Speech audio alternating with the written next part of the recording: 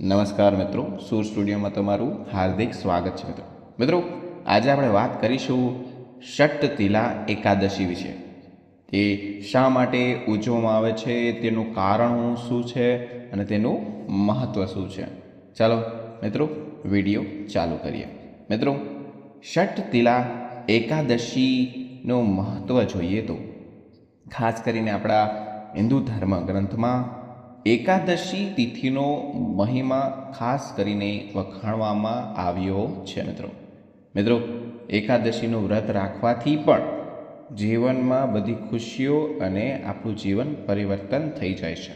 ઉપરાંત આપણા જે ખરાબ કામ છે, જે બગડેલા કામ છે, તે પૂરા થવા લાગે છે. મિત્રો એકાદશી તિથિએ ભગવાન વિષ્ણુના ખાસ પૂજા કરવામાં આવે છે, તો તેના વિશે જ આ પૂરો વિડીયો બનાવવામાં આવ્યો છે. તો ચાલો આપણે જાણીએ કે શા માટે ષટ્તિલા એકાદશી ખાસ કરીને ઉજવવામાં આવે છે અને ખાસ કરીને તેનું મહત્ત્વ શું છે. મિત્રો આપણે જોઈએ તો હિન્દુ ધર્મમાં એકાદશી મહત્ત્વ બહુ ખાસ રહ્યો છે. આ શુભ પ્રસંગે લક્ષ્મી નારાયણની પૂજા વિધિ વિધાનથી કરવામાં આવે છે. મિત્રો આ ઉપરાંત તેમના નામે જ એકાદશી વ્રત પણ રાખવામાં આવે છે. મિત્રો ધાર્મિક માન્યતા અનુસાર આપણે જોઈએ તો એકાદશીનું વ્રત રાખવાથી તમને ઈચ્છિત ફળ મળી જાય છે. મિત્રો અને જીવનમાં બધી ખુશીઓ તમારી પાસે આવે છે.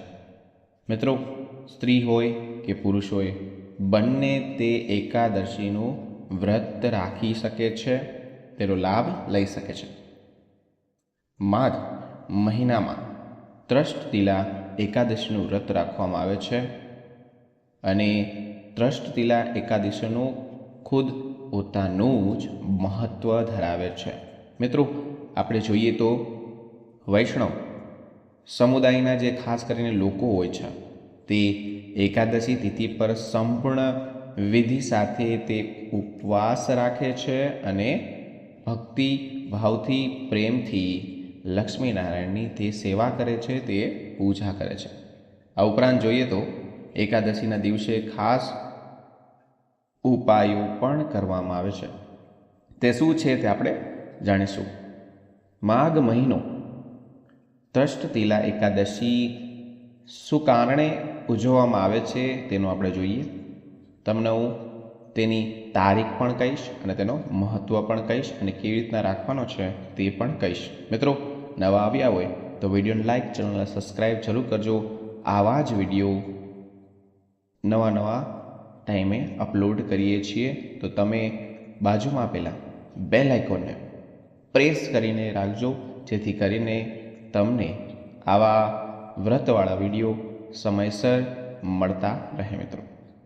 મિત્રો ખાસ કરીને વાત કરીએ તો જે માઘ મહિનાનો કૃષ્ણ પક્ષની એકાદશી તિથિ પર ષટ્તિલા એકાદશી મનાય છે. મિત્રો આનો અર્થ જોઈએ તો માઘ મહિનાના કૃષ્ણ પક્ષની એકાદશી તિથિ ષટ્તિલા એકાદશી ઉત્સવ ઉજવવામાં આવે છે. ધાર્મિક માન્યતા જોઈએ તો આ વ્રતનું ખાસ કરીને પાલન કરવાથી તમને મોક્ષ પ્રાપ્ત થાય છે. મિત્રો શાસ્ત્રોમાં લખ્યું છે કે ષટ્તિલા એકાદશી વ્રત કરીને ભગવાન શ્રી વિષ્ણુની કૃપા તમને પ્રાપ્ત થાય છે, સાથે જ બગડેલા કામ સુધરવા લાગે છે. મિત્રો આ તિથિ પર ખાસ કરીને તિલ અને અન્નનું દાન કરવું સૌથી સારામાં સારું કહેવાય. અદ્ભુત તમને તેના માટે તે તમારા જેના નસીબ ખરાબ હોય, જેને પ્રોબ્લેમ્સ હોય ઘરમાં, તે આ દિવસે જે હમણાં હું આગળ કહીશ તે દિવસે તમે અન્નનું દાન કરશો તો તમને તેનું અદ્ભુત ફળ પ્રાપ્ત થશે. મિત્રો ષટ્તિલા એકાદશી તો ખાસ કરીને ભગવાન વિષ્ણુનો પ્રિય એકાદશીઓમાંથી એક માનવામાં આવે છે.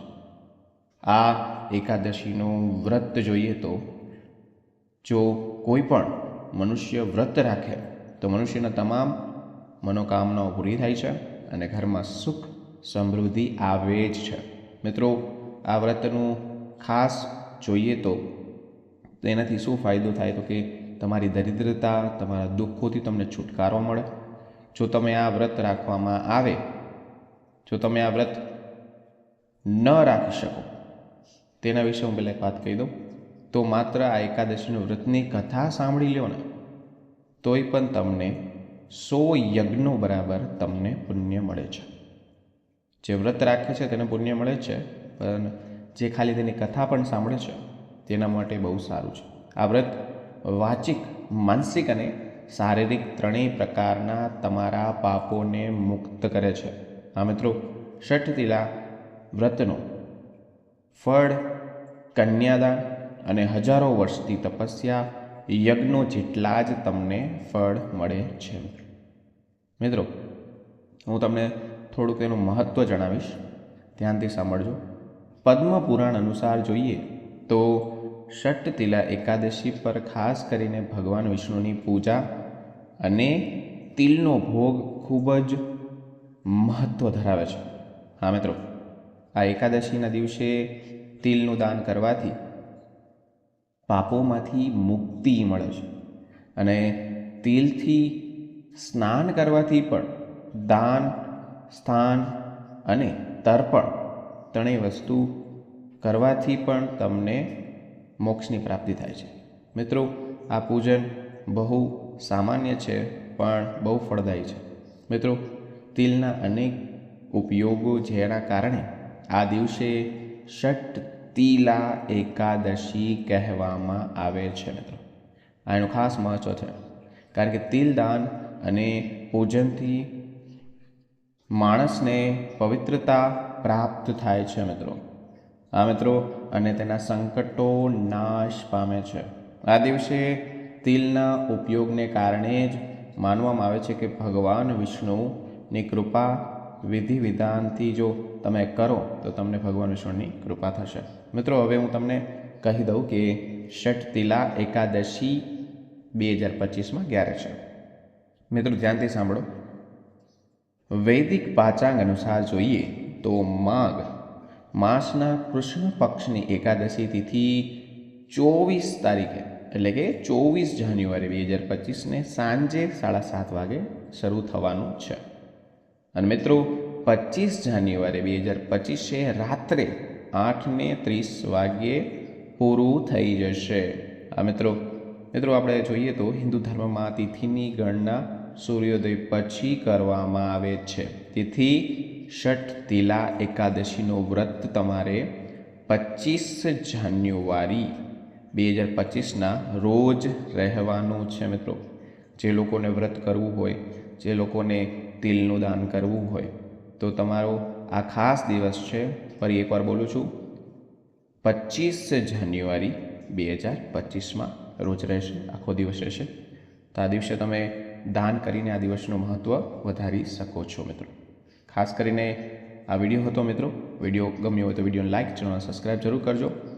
અને તમારે આ વ્રતની કથા જોતી હોય, કથા સાંભળવી હોય તો આપણી ચેનલમાં અપલોડ થઈ જશે. તો નીચે કમેન્ટ સેક્શનમાં જય લક્ષ્મીનારાયણ લખવાનું ભૂલશો નહીં, જેથી કરીને માતા લક્ષ્મીના આશીર્વાદ તમને તમારા પરિવાર પર સદા બનેલા રહે. તો મિત્રો, ફરી મળીશું નવા વિડીયો, નવા ટોપિક સાથે. ત્યાં સુધી બધાને મારા રાધે રાધે.